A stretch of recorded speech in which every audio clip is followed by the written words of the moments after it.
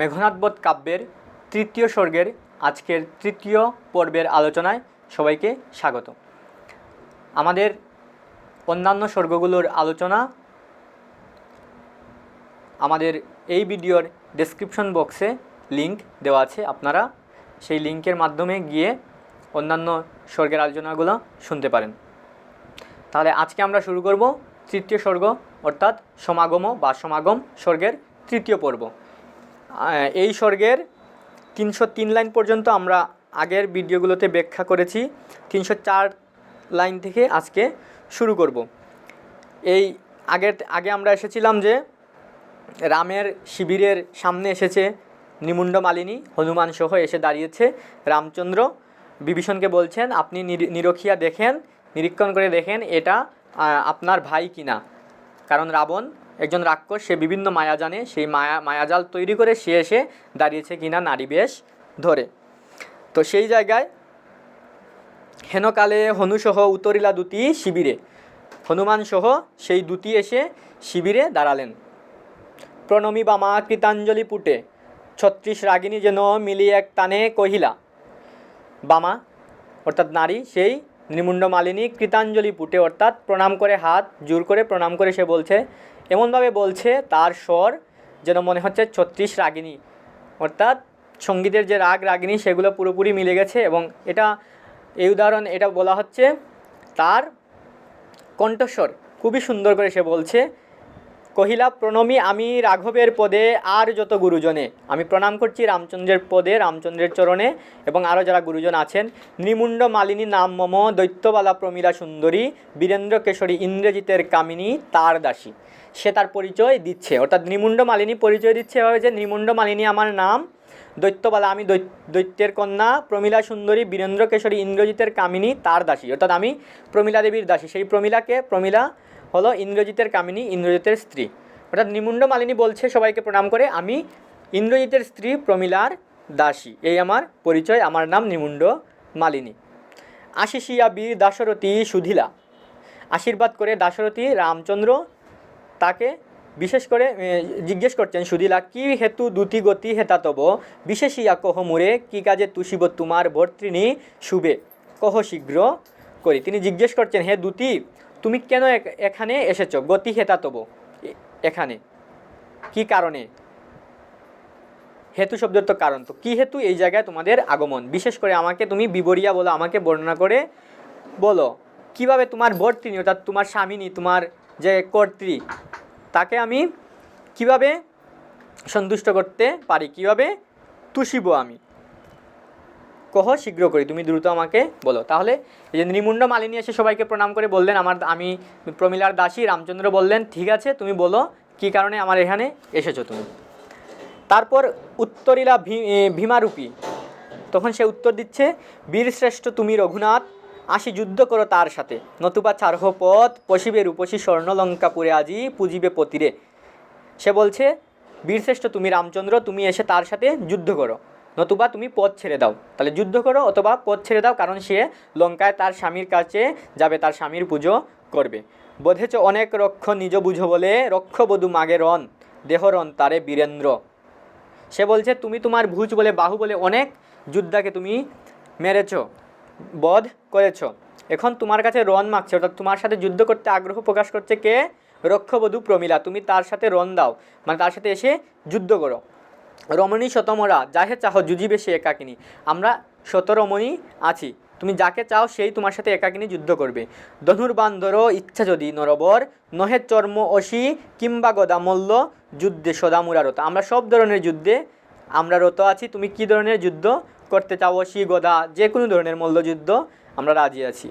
যথারুচি করো দেব বিলম্ব না সহে, তোমার যেভাবে মর্জি তুমি সেইভাবেই যুদ্ধ করতে পারো, আমরা রাজি আছি, বিলম্ব করো না, দেরি করো না, দেরি সহ্য হচ্ছে না। তব অনুরোধে সতী রুধে সখী দলে, চিত্রবাগিনী রে যতা রুধে কিরাতিনী, মাতে যবে ভয়ঙ্করী হেরি মৃগ পালে। তোমার অনুরোধে সতী রুধে সখী দলে, অর্থাৎ আটক রেখেছে সখী দলকে, রোধ করে রাখা সতী। চিত্রবাগিনী রে যতা রুধে কিরাতিনী, কিরাতিনী শব্দ তো বেদিনী, বেদিনী যেরকম করে আটকে রাখে চিতাবাগিনীকে, একই রকম করে। মাতে যবে ভয়ঙ্করী হেরি মৃগ পালে, মৃগপালের মধ্যে যেরকম চিতাবাঘ ভয়ঙ্কর রূপে মেতে উঠে, তখন বেদিনী যেরকম করে আটকে রাখে। এতে কহিয়া বামা শির নোয়াইলা প্রফুল্ল কুসুম জোতা শিশির মণ্ডিত বন্দে নোয়াইয়া শিরমন্দ সমীরণে। এই কথাবার্তা বলে সেই দুটি কী করলেন, মাথা নিচে নামালেন, শির নিচে নামালেন। প্রফুল্ল কুসুম ফুল যেমন করে শিশির মণ্ডিত বন্দে নোয়াইয়া শিরমন্দ, মন্দ হচ্ছে মৃদু, সমীরণের শব্দ তো বাতাস, মৃদু বাতাসে যেরকম করে ফুল যেরকম করে মাথা নিচের দিকে নামায়, একই রকম করে। বিবাদ না করি আমি কভু অকারণে, উত্তরিলা রঘুপতি শুনো সুকেশিনী, বিবাদ না করি আমি কভু অকারণে, অরি মম রক্ষপতি তোমরা সকলে কুলবালা কুলবধূ, কোন অপরাধে বৈরী বাবু আচরিব তোমাদের সাথে। তিনি বলছেন, রামচন্দ্র তখন উত্তর দিচ্ছেন যে আমি অকারণে কারোর সাথে শত্রুতা করি না, বিবাদ করি না। আমার অরি শব্দের তো শত্রু, মম রক্ষপতি, রাবণ আমার শত্রু, তোমরা সকলে কুলবালা তোমরা কুলের বধূ, তোমাদের সাথে আমার কোনো শত্রুতা নাই। কোন অপরাধে আমারে বৈরীভাব, আমি কোন অপরাধে বৈরীভাব আচরিব তোমাদের সাথে, বৈরীভাব আচরণ করব, বৈরী আচরণ শত্রুতাপূর্ণ আচরণ কেন করব তোমাদের সাথে। আনন্দে প্রবেশ লঙ্কা নিঃসঙ্গ হৃদয়, তোমরা আনন্দ চিত্তে বিনা সংকুচে প্রবেশ করতে পারো লঙ্কায়। রামের রামা রঘুরাজ কুলে বীরেশ্বর, বীরপত্নী হে সুনেত্রা দুতি তব বর্ত্রী, বীরাঙ্গনা সখী যত তার, কহ তারে শতমুখে বাখানি ললনে, তার প্রতি ভক্তি আমি শক্তি বীরপনা, বিনারণে পরিহার মাগি তার কাছে। রামচন্দ্র বলছেন, জন্ম আমার রঘুরাজ কুলে রঘুবংশে, তোমার ভর্তৃ অর্থাৎ তোমার যে কর্ত্রী, তোমার স্বামিনী তিনি অর্থাৎ প্রমীলা বীরপত্নী, হে সুনেত্রা দুতিকে তিনি সুনেত্রা বলে প্রশংসা করছেন এবং বলছেন তোমার সেই ভর্তৃকে বলো অর্থাৎ প্রমীলাকে বলো, শতমুখে প্রশংসা করে তারে বলো সে বীর পত্নী, তার প্রতি ভক্তি আমি শক্তি বীরপনা বিনারণে পরিহার মাগি তার কাছে, আমি বিনা যুদ্ধে তার কাছে পরাজয় মেনে নিলাম। অর্থাৎ রামচন্দ্র সেখানে প্রমীলার প্রশংসা করছেন এবং দুতিরও প্রশংসা করছেন সুনেত্রা বলে, এবং তিনি যুদ্ধ ছাড়াই পরাজয় মেনে নিলেন।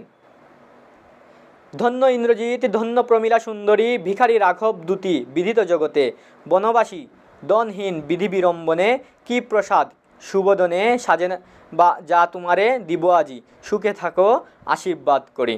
তিনি বলছেন ধন্য ইন্দ্রজিৎ, প্রমীলা সুন্দরীও ধন্য, তিনিও রামচন্দ্র প্রশংসা করছেন প্রমীলা সুন্দরীর। ভিখারি রাঘব আজ ভিখারি হয়েছে বিধি বিড়ম্বেন, বিধির বিড়ম্বনায় পড়ে সে ভাগ্যদোষে আজ সে রাঘব কি হয়েছে, বনবাসী ভিখারি। কি প্রসাদ সুবোধনে দিব আজি, আজকে তিনি খুশি হয়েছেন, কিন্তু কি পুরস্কার তিনি দিবেন, প্রসাদ তো এখানে পুরস্কার দিবেন, সুখে থাকো আশীর্বাদ করি, তিনি সুখে থাকো এই বলেই তিনি আশীর্বাদ করছেন। দুতিকে বলছেন যে প্রমীলার কাছে আমি পরাজয় মেনে নিলাম, তোমরা শতজন তারে প্রশংসা করে বলো, এবং আজকে আমি বিধির দোষে অদৃষ্টের দোষে আজকে আমি রাঘব ভিখারি হয়েছে, তাই তারে আজকে শুধু আমি আশীর্বাদ করলাম, সুখে থাকো।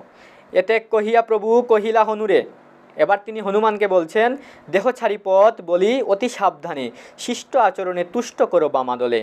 তাহলে কি হলো, তিনি হনুমানকে আদেশ দিচ্ছেন পথ ছেড়ে দাও এবং সাবধানে শিষ্ট আচরণ ভালো আচরণ করো, আচরণের মধ্য দিয়ে বামাদলকে তুষ্ট করে তুমি পথ ছেড়ে দাও, তাদের লঙ্কায় প্রবেশ করতে দাও। তাহলে মধুসূদন দত্ত এই জায়গায় রামের চরিত্রকে কিন্তু মহিমান্বিত করছেন। এই কাব্যে আমরা জানি রাবণের যে চরিত্র সেটা হচ্ছে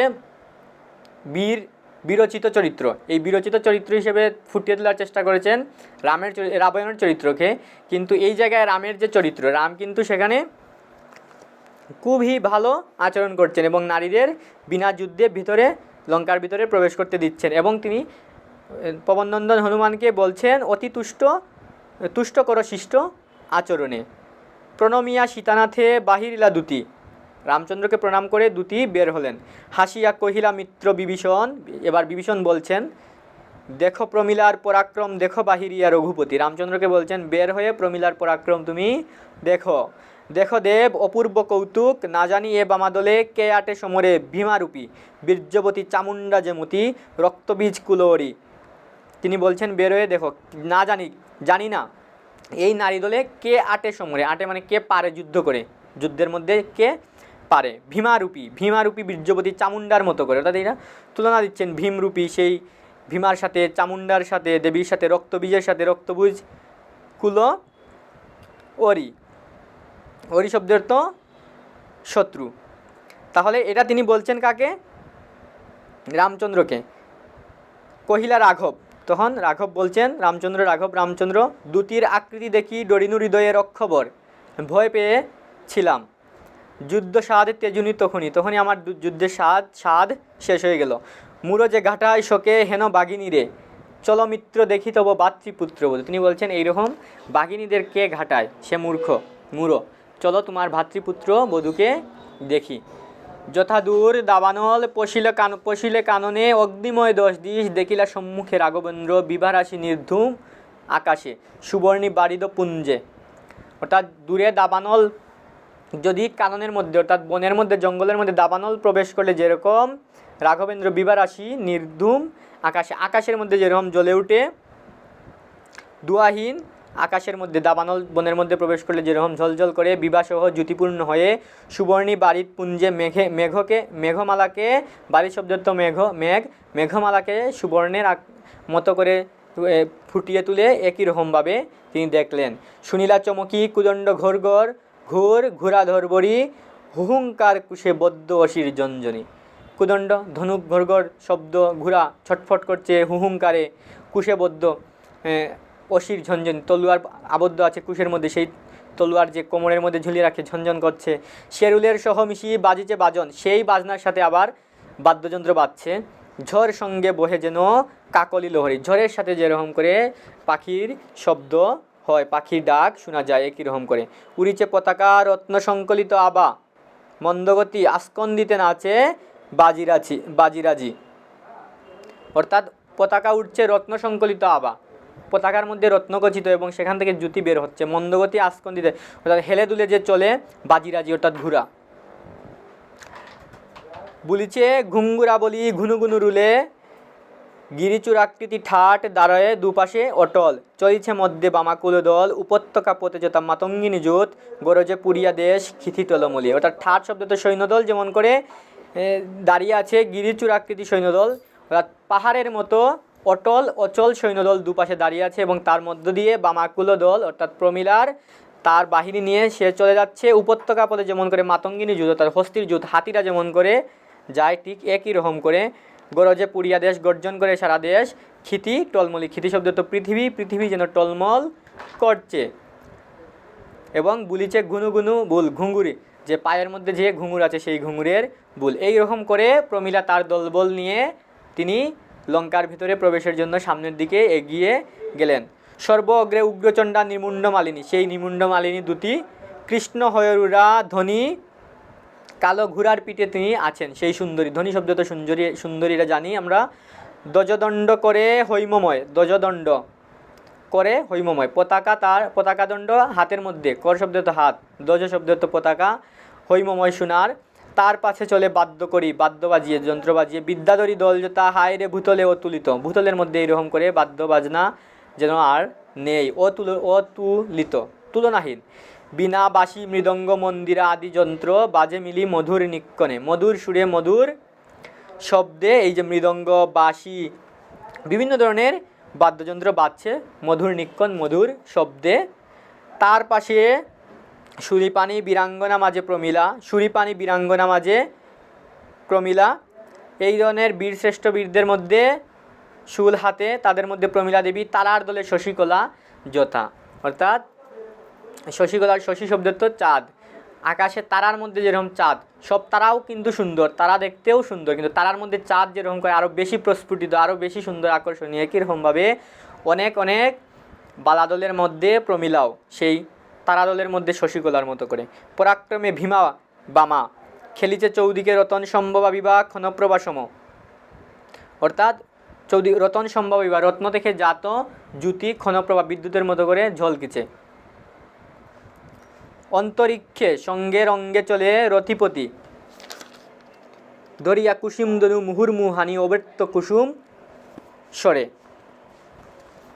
অর্থাৎ মদনদেব, রথিপতিকে কামদেব বা মদনদেব, অন্তরালের সঙ্গে রঙ্গে চলে কামদেব, কামদেবও তার সঙ্গে করে যেন চলে গেল ভিতরে দরিয়া কুসুম ধনু পঞ্চস্বর, আমরা জানি কামদেবের যে পঞ্চস্বর সেই পঞ্চস্বর মুহুর্মুহানি অব্যর্ত কুসুম সরে সেই অব্যর্ত কুসুম সঙ্গে করে নিয়ে যেন ভেতরে সে চলে গেল। সিংহপৃষ্ঠে যথা মহিষমর্দিনী দুর্গা ঐরাবতে শচীন্দ্রাণী খগেন্দ্র রমা উপেন্দ্র রমণী শুভে বীর্যবতী সতী বরবার পিঠে বরবা বামী ঈশ্বরী মণ্ডিত রথনী।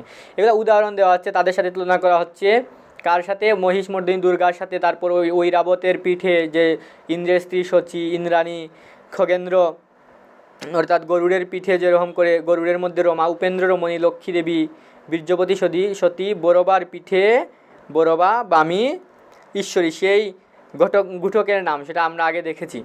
বরবা সেই যে ঘটক সেই বামী ঈশ্বরীটাতে বসে মণ্ডিত রত্ন দ্বারা মণ্ডিত হয়ে বসে ধীরে ধীরে বৈরী দলে যেন অবহেলিত তার শত্রুদল রামের বাহিনীকে অবহেলা করে যেন ভিতরে তিনি চলে গেলেন, সেই বামাকুল চলে গেল।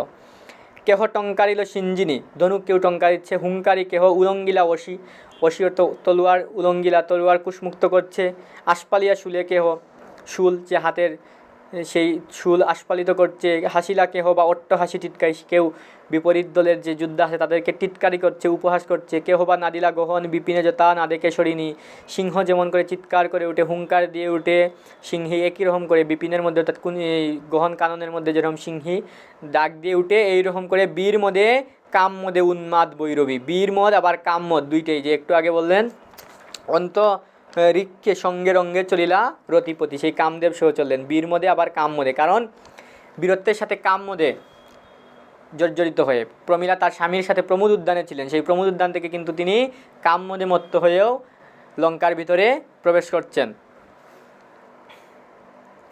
লক্ষ্য করি রক্ষবরে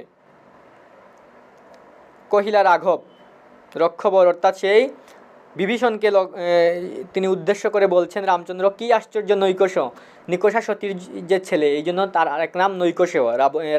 রাবণকেও বলা হয় কিংবা বিভীষণ, এখানে বিভীষণকে বলা হচ্ছে কবু নাই দেখি কবু নাই শুনি হেন এ তিন ভুবনে, এই তিন ভুবনে এরকম আমি শুনিনি দেখিনি, নিশার স্বপন আজি দেখিনু কি জাগি, মানে এইরকম এটা মনে হচ্ছে স্বপ্নের মতো, যা মানুষ রাত্রে ঘুমিয়ে দেখে, কিন্তু আমার মনে হচ্ছে জেগে জেগে আজকে দেখলাম। সত্য করি কহমুরে মিত্ররত্নোত্তম, না পারি বুঝিতে কিছু চঞ্চল হইনু এ প্রপঞ্চ দেখি শোকে বঞ্চনা আমারে, তুমি সত্য করে আমারে বলো আমি চঞ্চল হয়েছি, এই প্রপঞ্চ দেখে এই মায়া দেখে তুমি আমারে বঞ্চিত করো না, সত্য করে বলো।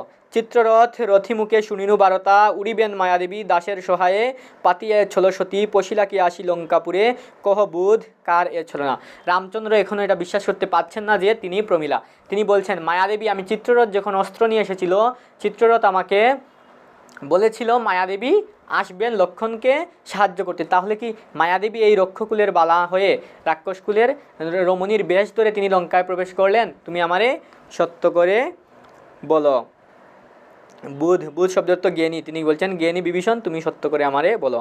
উত্তরিলা বিভীষণ তখন উত্তর দিচ্ছেন, নিশার স্বপন নহে বৈদেহীনাথ কহিনু তোমারে, তিনি উত্তর দিচ্ছেন না, এ নিশার স্বপন নয় বৈদেহীনাথ, আমি তোমাকে বলছি। কালনেমি নামে দৈত্য বিখ্যাত জগতে সুরারি, অর্থাৎ দেশ শত্রু, সুর অর্থাৎ দেবতাদের শত্রু, কালনেমি নামে যে দৈত্য, তনয়া তার প্রমীলা সুন্দরী, তার তনয়া হলেন প্রমীলা সুন্দরী। মহাশক্তি অংশে দেব জনম বামার, মহাশক্তি সমতে যে কার সাধ্য আটে বিক্রমে এ দানবীরে, তিনি বলছেন মহাশক্তি অংশ, আমরা আগের যে স্বর্গ সেই স্বর্গে দেখেছি যখন চণ্ডী বলছেন চণ্ডীর অংশ সেই প্রমীলা, এই কথাটাই এখন বিভীষণ আবার বলছেন কার সাধ্য আটে বিক্রমে এই মহাশক্তির অংশের সাথে, সেই প্রমীলার সাথে। দম্বলি নিক্ষেপী সহস্রাক্যে হর্ষক্য বিমুখে সংগ্রামে, সে রক্ষেন্দ্রে রাঘবেন্দ্র রাখে পদতলে বিমোহিনী, দিগম্বরী যথা দিগম্বরে। রক্ষেন্দ্রে শব্দের তো এই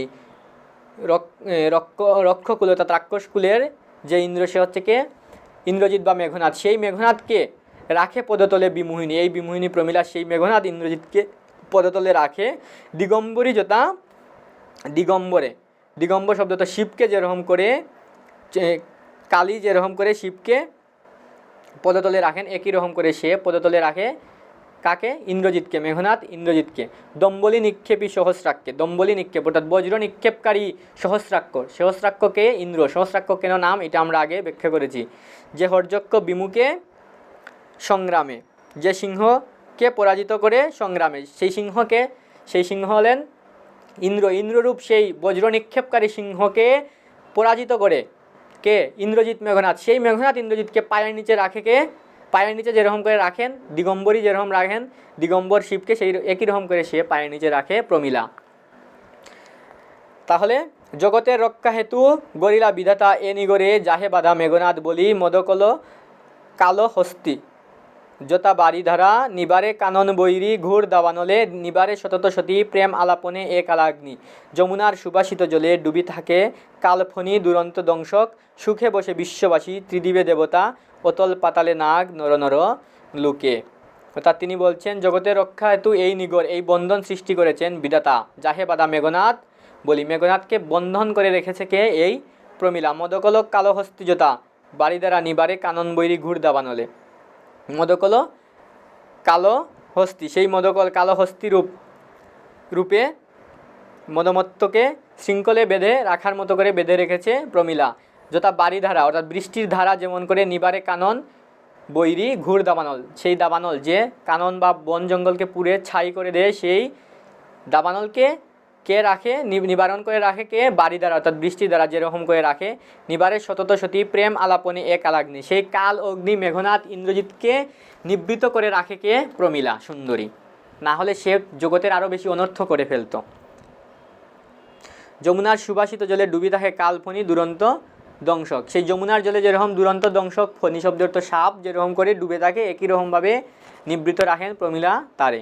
সুখে বসে এই কারণে বিশ্ববাসী সুখে আছে, ত্রিদিবের দেবতারা সুখে আছে, পাতালে নাগ সবাই সুখে আছে, কারণ প্রমীলা ইন্দ্রজিৎকে আটকে রাখতে পারছে বন্ধনে। কারণ ইন্দ্রজিৎ অনেক বেশি পরাক্রমশালী, সে ইন্দ্রকে জয় করে ফেলতে পারে, যুদ্ধে পরাজিত করতে পারে। তাহলে এই বিভীষণ কী করছেন? রামচন্দ্রকে এই বর্ণনা করছেন প্রমীলা সম্পর্কে। কহিলেন রঘুপতি রামচন্দ্র তখন বলছেন সত্যজা কহিলে মিত্রবর রথি শ্রেষ্ঠ মেঘনাদ রথি। তিনি বলছেন যে তুমি যা বললে তা ঠিকই সত্য, মেঘনাদ একজন রথি, সে রথি শ্রেষ্ঠ, বীর শ্রেষ্ঠ। না দেখি এহেন শিক্ষা এতিন ভুবনে দেখিয়াছি ভৃগুরামে ভৃগুমান গিরি সদৃশ অটল যুদ্ধে। আমি এই রকমটা দেখিনি। আমি কি দেখেছি? পরশুরামকে দেখেছি, ভৃগুরামে ভৃগুমান গিরি সদৃশ অটল যুদ্ধে অটল অর্থাৎ পর্বতের মতো। কিন্তু শুভক্ষণে তব ভাতৃপুত্র মিত্র ধনুর্বাণ ধরে এবে কি করিব কহ রক্ষ কুলমণি সিংহ সহ সিংহে আসি মিলিল বিপিনে কে রাখে এ মৃগ পালে দেখো হে চাহিয়া উথলিছে চারিদিকে ঘোর কোলাহলে হলাহল সহ সিন্ধু। তিনি বলছেন এখন তুমি আমাকে বলো, সিংহের সাথে সিংহী মিলে গেল বিপিনে। হ্যাঁ, অর্থাৎ বিপিন শব্দের অর্থ কাননে বা জঙ্গলের মধ্যে, বনের মধ্যে মিলিল বিপিনের মধ্যে সিংহ ছিল মেঘনাদ, তার সাথে আবার সিংহী দানবনন্দিনী প্রমীলা যুক্ত হলো। তাহলে কে রাখে এ মৃগপাল? তিনি নিজেদের মৃগপাল বলছেন। মেঘনাদ বধের কাব্যের যে বিরচিত নায়কচিত রাবণ এবং রাম যে সেখানে ক্ষুদ্র, সেটা প্রকাশ করছেন এই যে রামের মুখ দিয়েই মেঘনাদ, এই রামের মুখ দিয়েই বিভীষণ রামের মুখ দিয়ে মাইকেল মধুসূদন দত্ত রামকেই ছুটো করাচ্ছেন। কে রাখে এ মৃগ শিকালে? রাম নিজেই বলছেন আমরা শিকাল, আমাদের কে রক্ষা করবে সিংহীর হাত থেকে? দেখো হে চাইয়া উতলিছে চারিদিকে ঘুর কোলাহলে হলাহল বিষ যেরকম করে নীলকণ্ঠে জোতা নিস্তারিণী মনোহর নিস্তারিলে ববে নিস্তার এ বলে সখে তোমারই রক্ষিত। অর্থাৎ হলাহল বিষ যেরকম করে উঠেছিল, আমরা জানি যখন সমুদ্র মন্থন করা হয় তখন যে বিষ উঠেছিল, সেই বিষ শিব তার কণ্ঠে ধারণ করেছিলেন, এই জন্য তার আরেক নাম নীলকণ্ঠ। রাম বলছেন যে নীলকণ্ঠ শিব যেরকম করে রক্ষা করেছিলেন, একই রকমভাবে এই মুহূর্তে তুমিই পারো একমাত্র আমাদের রক্ষা করতে, তোমারই রক্ষিত, তোমার আশ্রয়ে আছি আমরা। ভেবে দেখো মনে সুর কাল সর্পতে যে তবাগ্রজ বিষদণ্ড তার মহাবলী ইন্দ্রজিৎ। অর্থাৎ তিনি বলছেন তুমি ভেবে দেখো কাল সর্পের মতো তোমার অগ্রজ রাবণ, তার সেই বিষদণ্ড হচ্ছে কে? বিষদাত হলো মহাবলী ইন্দ্রজিৎ। যদি পারি ভাঙিতে প্রকারে এ দন্তে, আমরা কোনোভাবে যদি এই দন্ত এই বিষদাত ইন্দ্রজিৎকে ভেঙে ফেলতে পারি, অর্থাৎ যুদ্ধে পরাজিত করতে পারি, বধ করতে পারি, সফল তবে মনোরথ হবে, নতুবা এসেছি মিছে সাগরে বাঁধিয়া একনক লঙ্কাপুরে কহিনু তোমারে। একমাত্র মেঘনাদ ইন্দ্রজিৎকে যদি আমরা বধ করতে পারি, আমাদের মনস্কামনা পূর্ণ হবে, সফল হবে, সীতাকে নিয়ে আমরা ফিরে যেতে পারবো। আর যদি না পারি তাহলে আমাদের যে এই সব বৃথা পণ্ডশ্রম, আমাদের এই সাগরে সেতু বেঁধে আসা সব কিছুই আমাদের বৃথা হয়ে যাবে। তুমি আমাদের রক্ষা করতে পারো এই মুহূর্তে। রামচন্দ্র এটা বলছেন বিভীষণকে, কারণ বিভীষণ লঙ্কারই একজন, সে লঙ্কার সব কিছু জানে, সে রাবণ সম্পর্কে সব কিছু জানে, বিভীষণ মেঘনাদ সম্পর্কে সব কিছু, এক কথায় লঙ্কায় যেহেতু তার জন্ম, বেড়ে ওঠা সব কিছুই বাস, তাহলে সে সব জানে। তাহলে তিনি বলছেন তুমি একমাত্র আমাদের এখন কৌশল বলে দিতে পারো কীভাবে আমরা রাবণকে পরাজিত করতে পারি, সেটা বলে তুমি আমাদের একমাত্র রক্ষা করতে পারো। আজকের আলোচনা আমাদের এতটুকু পর্যন্ত রইল, অর্থাৎ তৃতীয় স্বর্গের 450 লাইন পর্যন্ত আমাদের আজকের আলোচনা। তাহলে আমরা এই স্বর্গের এতটুকু পর্যন্ত এসে পাচ্ছি কি, রামচন্দ্র যুদ্ধে অবতীর্ণ হননি প্রমীলার বিরুদ্ধে, না হয়ে তিনি প্রমীলাকে খুব সুন্দর করে শিষ্ট আচরণের মধ্য দিয়ে বলেছেন লঙ্কায় চলে যেতে। প্রমীলা লঙ্কায় চলে গেল এবং তারপর কথোপকথন হচ্ছে রামের এবং বিভীষণের। রামচন্দ্র এখানে ভয় পেয়েছেন প্রমীলাকে দেখে, যে প্রমীলা এমনিতেও রাবণ অনেক তেজস্বী, তার ছেলে বিভীষণ আরেক ওজস্বী যোদ্ধা, দুঃখিত রাবণের ছেলে মেঘনাদ ইন্দ্রজিৎ আরেক ওজস্বী যোদ্ধা, এবং তার স্ত্রী সিংহের সাথে যেন সিংহী এসে যোগ দিল, আমরা কীভাবে রক্ষা পেতে পারি তিনি বিভীষণের কাছে পরামর্শ চাইছেন। এতটুকু পর্যন্ত আমরা এই পর্বে রাখলাম। আগামী পর্বে আমরা এই তৃতীয় স্বর্গ শেষ করব। আপনারা বাকি স্বর্গগুলোর ভিডিও লিঙ্ক পেয়ে যাবেন এই ভিডিও ডেসক্রিপশন বক্সে, সেখান থেকে দেখে নিতে পারেন। আজকে আমরা শেষ করছি এই পর্ব এখানেই। ভালো থাকবেন, সুস্থ থাকবেন, সবাইকে ধন্যবাদ।